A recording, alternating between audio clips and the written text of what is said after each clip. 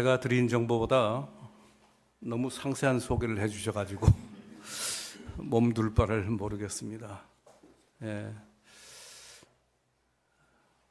사실 오늘 한 서너 시간 전까지만 해도 제가 오늘 설교 못할 줄 알았어요.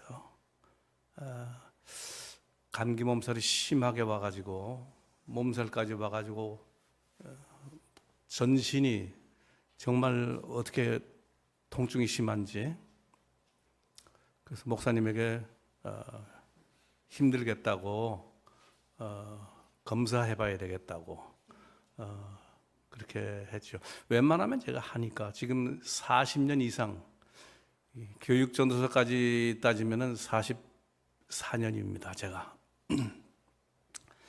목회하면서 몸이 아파서 제가 예정된 설교를 못한 것은 한 번도 없었거든요.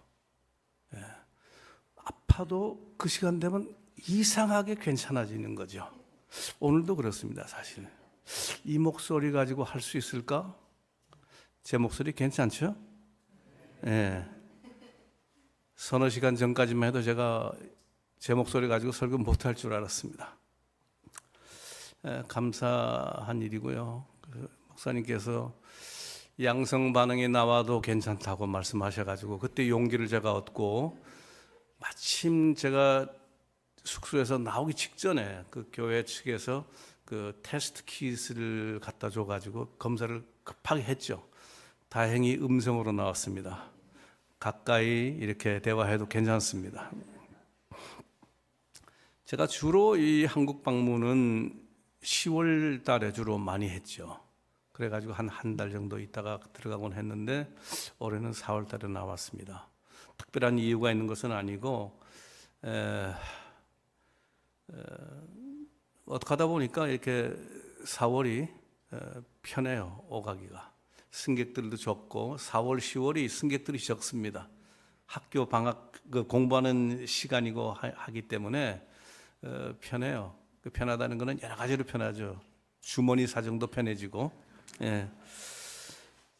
저는 작년 10월 초부터 굉장히 불편하게 몇 달을 지냈습니다. 여러분들도 물론 그러셨겠지만은 왜 이렇게 세상이 탐욕이 지배하는 그런 세상이 되어버렸는가, 그런 생각을 하면서 몇 달을 지냈습니다.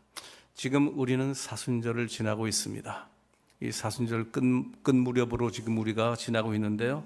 이 사순절 이 기간 동안에 여러분들 지금 당한 여러 가지 사정, 정말 매치가 되는 그런 것 같습니다.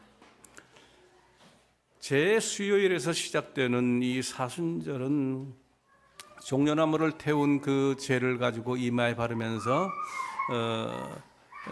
소위 말해서 우리 인간의 허무함을 느끼면서 살아가기를 원하시는 거죠. 처음에는 그렇지 않았습니다. 우리가 정말 신앙생활을 할 때 정말 우리 존재라고 하는 것이 하나님 앞에서 아무것도 아니라는 것을 알고 시작을 했어요. 근데 어느덧 하루하루 살아가다 보면은 어느 순간에 자기가 자꾸 이렇게 솟아 올라오죠. 처음 마음을 자꾸 까먹고 매너리즘에 빠져가지고 자기 부족함도 인식하지 못하고 망각하는 그런 잘못을 범하게 됩니다. 처음에는 안 그랬는데. Inflation of concept라고 하는 말이 있습니다. 이 개념의 인플레이션, 개념의 가치 하락. 모든 것이 처음 마음하고 세월이 지나면서 달라진다는 거죠. 이 모든 것이 그런 과정을 거치게 돼 있는 것 같아요. 제 아무리 발버둥을 쳐도 우리 자연 속에 살아가는 존재는 그럴 수밖에 없는 것 같습니다. 우리 사회 지도자들도 지금은 저렇게 살지만 처음에 그 사람들이 시작할 때는 그렇지 않았을 거라고 생각을 해요. 이 세상 속에서 이렇게 살아가는 과정에서 자기도 모르게 거기 그냥 빠져드는 거죠. 우리 기독교 신앙인들은 그것 경계를 해야 한다고 가르치는 겁니다. 사순절에 우리는 그것을 느껴야 할 것이라고 생각합니다. 그런 의미에서 이 사순절, 렌트는 일정한 방향성을 가지고 있는 절기입니다. 그것은 바로 영적 재활이라고 하는 겁니다. spiritual rehabilitation이라고 하는 거죠. 제 수요일의 주제는 mortality입니다. 우리는 보잘것없는 존재다. 죽어서 썩어질 수밖에 없는 유한한 생명. 뭐 그렇게 여러분들은 얼마나 오래 사실 것 같아요? 예. 저는 오래전에 1968년도 대학을 입학할 때 제가 기도한 것이 있습니다. 그때 우리 장로교에서는 목사 장로 정년 70세 정년 제도가 생겼습니다. 난리가 났어요. 건강하신 분들은 더 일할 수 있는데 하면서 막 울면서 그렇게 말씀을 하시길래 제가 뒤에서 기도하기를, 야, 70이면 까마득한데 하나님 70까지만 살게 해주십시오 하고 기도를 했습니다. 그 기도 때문에 제가 지난 한 7, 8년 전부터 얼마나 스트레스를 받았는지 몰라요. 기도 응답될까 봐. 제가 올해 75이거든요. 만으로. 그렇게 안 보이죠? 네. 75입니다. 한국 나이로 76. 예. 근데 생각해 보면요, 눈 깜짝할 사이에 지나간 것 같아요. 여러분, 우리가 살아가는 이 순간이라고 하는 것이요, 하나님 보시기에는 정말 한순간, 눈 깜빡할 순간이라는 것을 우리가 깨달아야 돼요. 우리 시간이 그렇게 많은 것이 아니라는 것 알고 살면은 그것이 신앙적인 삶이 될 줄로 믿습니다. 그래서 사순절 첫 주간에는 이 윌더니스를 묵상합니다. 광야에서 예수님 공생애 40일 동안 시험 받으셨던 것처럼 우리 신앙 여정에서 우리가 그 광야를 통과하는 마음이 되면 좋겠다. 두째 주간에는 인터벤션입니다. 하나님께서 우리 속에 오신다는 거죠. 그러다가 셋째 주간에는 하나님의 프로그램에 의해서 우리의 생활을 정리하는 거죠. 그리고 넷째 주간에는 리커버리 하는 겁니다. 회복. 우리가 회복하자. 이제 곧 그때가 온다. 부활의 때. 그걸 위해서 우리가 리커버리 하는 겁니다. 그리고 마지막 주간에는 프라미스. 하나님의 약속 붙들고 우리가 승리하자 하는 것이죠. 오늘 주제는 소금과 빛입니다. 이 소금과 빛은 우리의 정체성에 관한 이야기입니다. 이는 곧 우리 그리스도인의 정체성뿐만 아니라 이것이 확장돼서 우리 교회의 정체성을 이야기하는 거예요.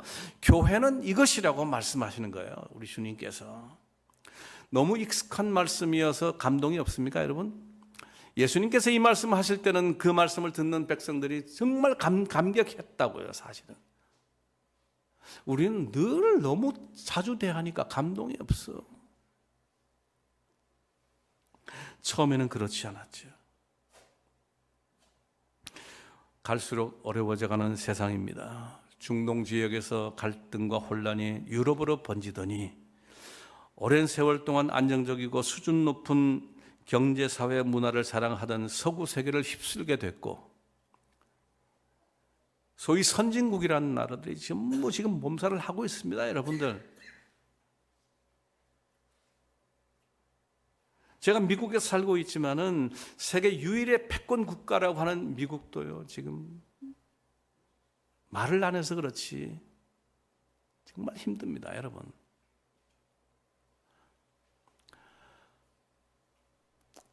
트럼프 얘기는 뭐 넘어가도록 하고요.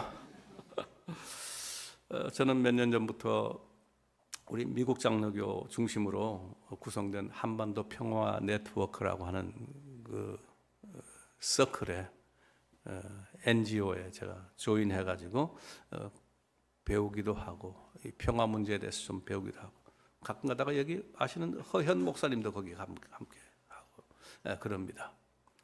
뿐만 아니라 오렌지 카운티, 캘리포니아 오렌지 카운티 중심으로 결성되어 있는 오렌지 카운티 한인 포럼, 코리안 포럼이라고 하는 학술단체에 가입해가지고 같이 공부하고 배우기도 하고 발표하기도 하고 이런 일을 계속하고 있습니다. 주제는 한 가지예요. 정의 그리고 평화. 이 하나님의 뜻이라는 거죠, 이게. 그래서 NCC나 WCC 쪽에서는요, Justice, Peace, Integrity of Creation이라고 하는 이 세 가지를 가장 중요한 모토로 삼고 있어요. 하나님이 만들었던 그 세상 원래의 모습 회복을 위해서 지금 그렇게 하자는 거죠. 여러분들이 오늘 제가 주보도 보니까 거기에 몽골 숲 만들기 무슨 운동도 있고 그런데요. 사실은 굉장히 중요한 일이죠, 이게. 굉장히 중요한 일이죠. 우리 환경 문제. 저는 이 새사랑교회 올 때마다 마음이 기쁩니다, 저는. 하나님이 찾으시던 교회 아닌가. 그런 생각을 하면서 저는 감사해요, 여러분들에게. 하나님은 큰 교회가 필요한 게 아닙니다, 여러분. 사람들은 모이기를 좋아하지만은 하나님은 그런 교회가 필요한 게 아니에요. 바른 교회가 필요한 것이지. 기후 문제 심각하죠? 이 지구에서 우리가 언제까지 살 수 있을런지. 전문가들 또 학자들은 심각한 경고의 소리를 내고 있음에도 불구하고 오늘 관심이 없어요. 네온사인 비달에서 돌아가는 그 세상은 관심이 없습니다.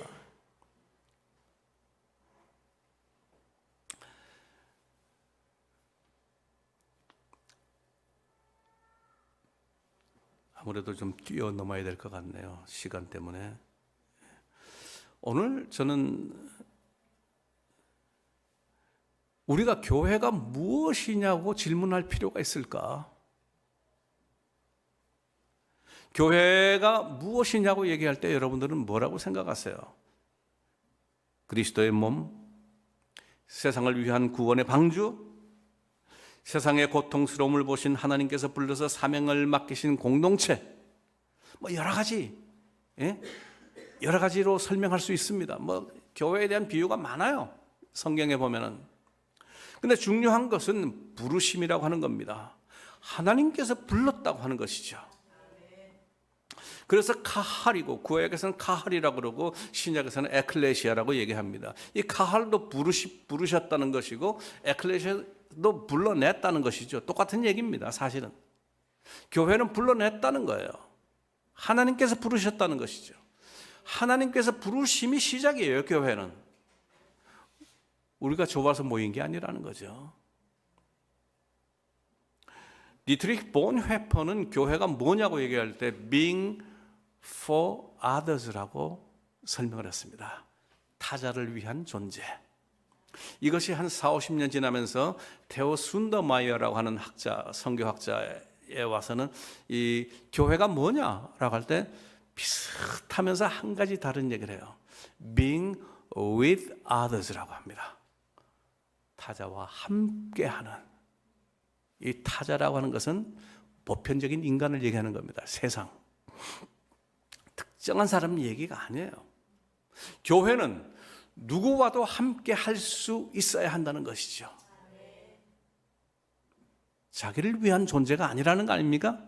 교회는 자기가 좋아서 모이는 자기를 위한 존재가 아니라는 것을 얘기하는 겁니다. 정당한 말씀입니다. 오늘 본문과 똑같은 얘기죠. 너희는 소금, 너희는 빛. 빛과 소금은 자기 자신을 위한 존재가 아니지 않습니까? 그래서 하나님께서 부르심을 이 소금과 빛으로 이미지화한 것이에요. 그동안 우리는 헤아릴 수 없는 정도로 많이 들어왔던 비유입니다만은 이 핵심은 첫째는 자기 희생, 두 번째는 타자를 위한 존재라고 하는 것에 우리는 지금까지 늘 익숙하게 우리가 이야기해 왔어요.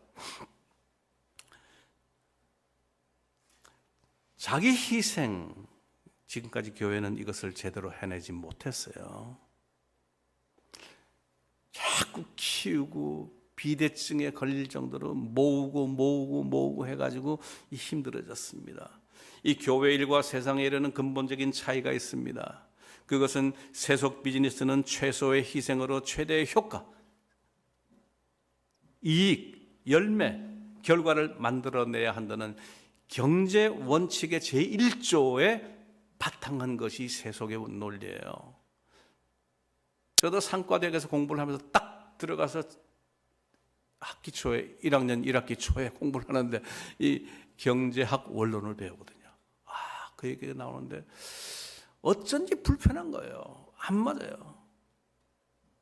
남들은 거기 들어가려고 애도 많이 쓰는 학교인데 한 학기 공부하고 포기를 했어요. 제가 포기하고 말았어요. 안 맞아서 포기했습니다. 사실은 그게 불편해가지고. 교회는 그런 원칙에 따라서 움직일 수 없다고 하는 것을 얘기하는 거예요. 지금 오늘 이 말씀은 교회는 십자가 정신 곧 대속적 희생을 근본으로 하는 것이다, 그런 얘기죠. 예수님께서 그렇게 하셨습니다. 만일 경제 원칙에 따르셨다면 예수님께서 우리 같은 보잘것없는 것들을 위해서 피 흘릴 까닭이 있겠어요? 예?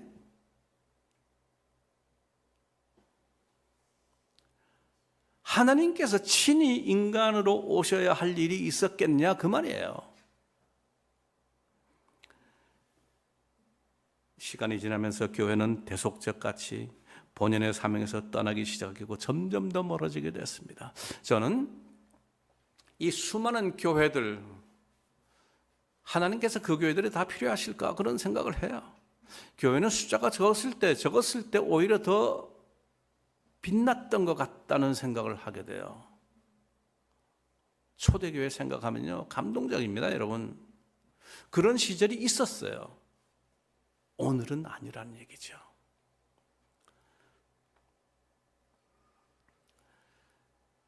제가 존경하는 인디안 목사님 한 분이 예배 시간에 그런 설교를 하셨어요. 우리에게 복음을 전해준 그 백인들에게 우리는 참 고마워해야 된다.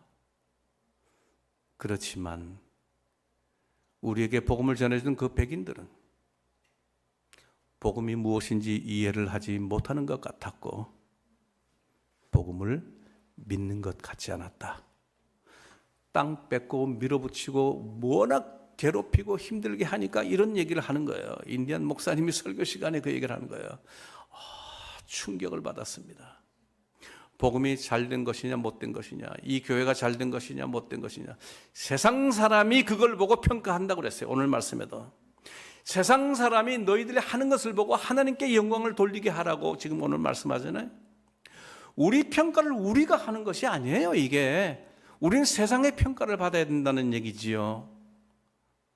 아름다운 평가 받으시는 새사랑 교회 되시기를 주의 이름으로 축원합니다. 교회는 being for others, 디트리히 본헤퍼가 한 말처럼 타자를 위한 존재입니다. 이제는 선교 해석이요 바뀌었습니다. 옛날에는 하나님, 교회, 세상 이 순서로 진행이 됐어요. 옛날에는 그렇게 설명을 해왔어요. 선교, 하나님께서 교회를 통해서 세상을 선교하신다. 이제는 바뀌었습니다. 벌써 5, 60년 지났는데 아직도 잘 몰라요. 우리 교회들이. 어떻게 바뀌었는지 아세요? 하나님께서 세상을 보시고 교회를 부르셨다는 거예요. 교회하고 세상 순서를 뒤바꿔 버렸어요. 세상을 보시고 안타까워하셨다는 것이죠. 하나님께서. 그래서 교회를 부르신 겁니다. 순서가 그렇게 되어야 한다는 것이죠. 여러분, 이 교회 하나님께서 부르신 줄로 믿습니까? 예, 그냥 부르신 거 아니에요. 뭔가 이슈가 있기 때문에 부르신 거예요. 그 일을 위해서. 그거를 우리가 깨닫는 것이 중요하다는 거죠. 예? 왜 불렀는지도 몰라. 그냥 모여가지고 뭐 잔치하듯이 하고 흩어지는 것으로 그냥 시간을 허무하게 보내는 그런 교회들 얼마나 많습니까? 하나님께서 왜 부르셨을까? 우리 질문해야죠.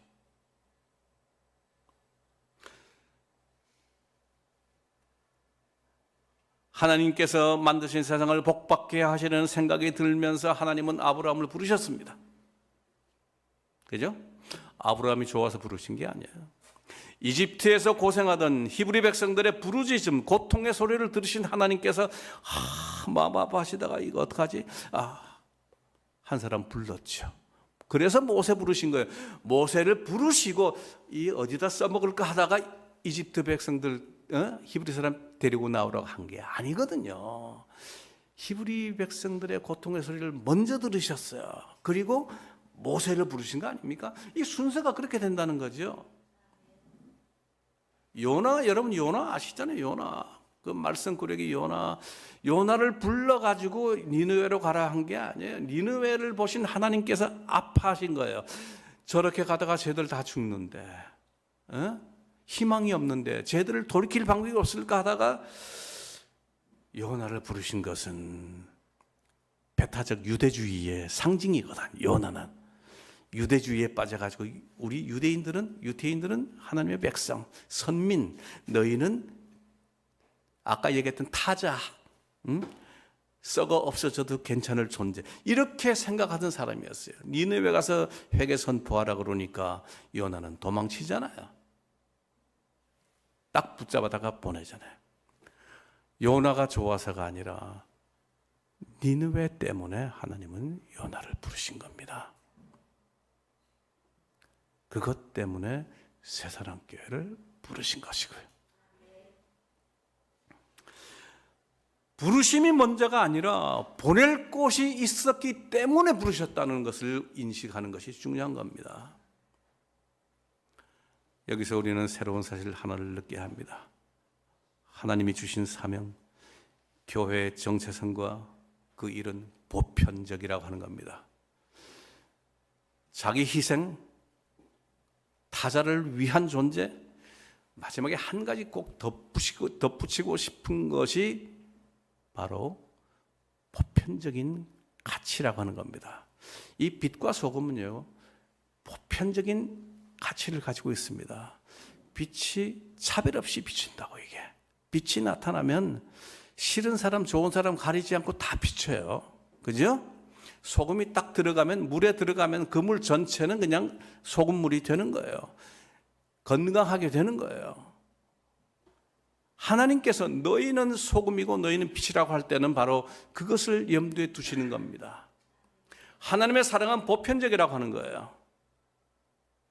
예수 그리스도의 은혜는 보편적이라고 하는 겁니다. 제가 한국 왔을 때, 지난번에 왔을 때 가슴 아픈 일이 있었습니다. 어디 갔더니요, 나보고 그러더라고요. 우리 친구들이, 너는 태극기야 촛불이야 그러더라고요. 이야. 그래서 내가 여호수아 5장 말씀을 얘기해 줬어요.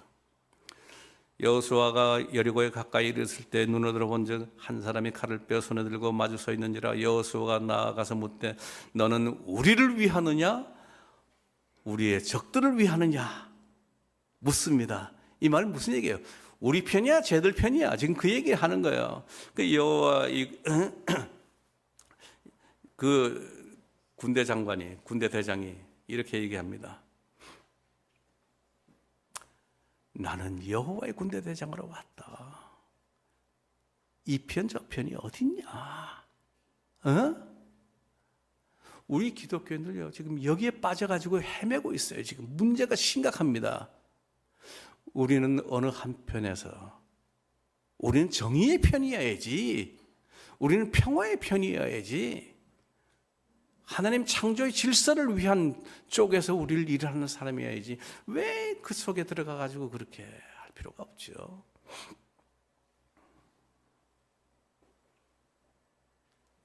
정치적인 견해는 어피니언이라고 정치 철학자들은 얘기합니다. 나는 이쪽이 좋아 그러면 그렇게 알고 있으면 돼.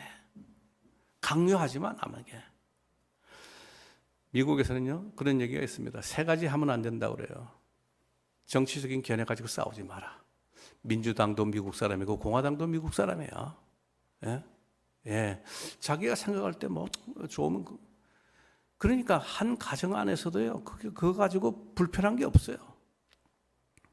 어느 정도 이게 그 탄력이 좋으냐면요, 한 가정 안에 무당하고 목사가 같이 있어도 싸우는 게 없어요. 그 사람들은.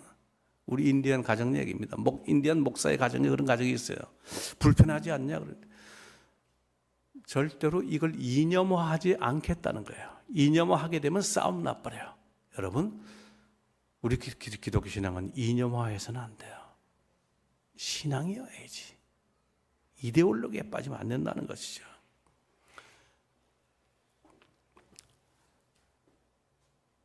마지막 제가 사랑하는 음악가 이야기 한 사람 얘기하고 마치려고 합니다. 다니엘 바렌보임이라고 하는 음악가를 들어보셨나요? 예. 이분은 원래 세계적인 피아니스트 겸 지휘자죠. 그가 탁월한 것은 연주 솜씨도 탁월하지만 그가 음악에 대한 자기 철학이 분명했기 때문이에요. 음악은 그 자체로서도 존재 가치가 크지만 음악을 통해서 궁극적인 가치를 찾는 위대한 일을 했기 때문에 그는 더 유명한 것입니다. 음악을 통해서 보다 큰 가치, 사랑과 평화를 노래했다는 것 때문입니다. 그는 유태인 피아니스트죠.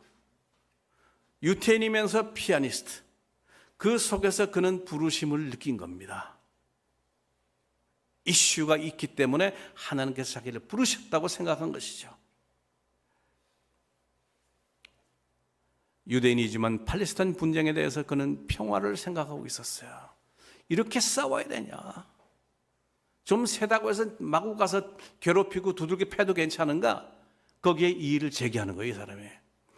그래가지고 그는 오리엔탈리즘을 써가지고 세계적인 아주 거장이 된 그 에드워드 사이드가 있지 않습니까? 둘이서 합쳐서 의기투합해가지고 우리 뭔가 새로운 일을 하자 해가지고 오케스트라를 만들기로 했어요. 그 오케스트라 이름이 서동시집 오케스트라입니다. 이 서동시집이라고 하는 것은 요한 볼프강 괴테가 쓴 시집이에요. 그동안 우리 서구 우월주의에 빠져가지고 우리가 생각했던 그 동방의 그 사람들을 우리가 편견을 가지고 보았던 것을 우리가 바꿔야 된다고 했던 그런 화해와 일치를 위한 시집이죠. 그 시집 이름을 그대로 따와가지고 서동시집 오케스트라라고 했습니다. 청년 단원들, 오케스트라 단원들 절반은 이스라엘, 절반은 팔레스타인 아랍 쪽에서 해가지고 얼마나 어려웠겠어요. 그 편견 때문에. 처음에는 그렇게 힘들다가 그렇게 하다가 이 숭고한 평화의 뜻에 이 사람들이 녹아들기 시작해가지고 그 오케스트라 음악을 이루어냅니다. 2011년도에는 8월 달에 5박 6일의 일정으로 한국 방문했죠. 이 서동시집 오케스트라가. 그래가지고 예술의 전당에서 나흘간 연주를 하고 마지막 하루는 임진강에 있는 평화누리 공원, 임진강에 있는 평화누리 공원에서 베토벤 심포니 넘버 9, 베토벤 심포니 넘버 9을 연주한 건 의미가 있죠. 거기 보면 그 노래 가사에 알레멘션 베르덴 브리드라고 하는 게 나와요. 모든 사람은 형제자매다. 우리가 그걸 노래한 거죠. 거기서. 그는 이미 음악 그 너머에 있는 그 희망의 세계, 평화의 세계를 보고 느끼고 살았던 사람이에요. 보다 큰 보편적인 가치를 위해서 스스로 소금으로 빛으로 살기를 주저하지 않았습니다. 얼마나 극렬한 유태인들로부터 비난을 받았겠어요. 그는 뭐 가감없이 얘기합니다. 이게 하나님의 선민이라고 하는 이스라엘이 무차별로 가서 때려부시고 죽이고 하는 것이 이게 올바른 것이냐고 자기 동족을 향해서 얘기를 했던 사람이에요. 비록 이 땅의 악기를 연주했지만 하나님이 만드신 아름다운 세상에 닿을 수 있다는 것을 보여준 세계적 명품 프로젝트를 한 것입니다. 하나님은 우리에게 말씀하십니다. 너희는 세상의 소금, 너희는 세상의 빛이라고 말씀하십니다. 해야 할 일이 있기 때문에 모두 아멘 하시는 마음으로 여러분 주님의 말씀 마음속에 기억하시기를 주의 이름으로 축원합니다. 하나님 아버지 은혜를 감사드립니다. 너희는 세상의 빛이라 너희는 세상의 소금이라고 하신 그 말씀 기억하며 살아가게 하옵소서. 하나님께서 나를 어디를 위해서 무엇을 위해서 부르셨는지 생각하는 계기가 되게 도와주옵소서. 예수 그리스도 이름으로 기도드리옵나이다.